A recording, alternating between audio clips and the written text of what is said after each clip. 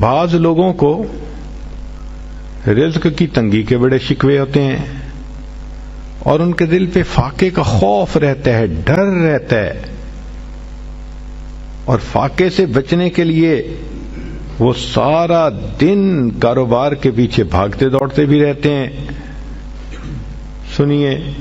کہ نبی علیہ الصلوۃ والسلام نے ارشاد فرمایا، جو شخص اس دعا کو پڑھے گا اللہ اس سے 70 مصیبتیں دور کریں گے، جن میں سب سے چھوٹی مصیبت اس کا فاقہ ہوگا۔ اور وہ فقرہ ہے، لا حول ولا قوت الا باللہ، لا ملجأ ولا منجأ من اللہ الا الیک۔ ہر خطا پہ شرمسار ہوں میں، اے خدایا گنہگار ہوں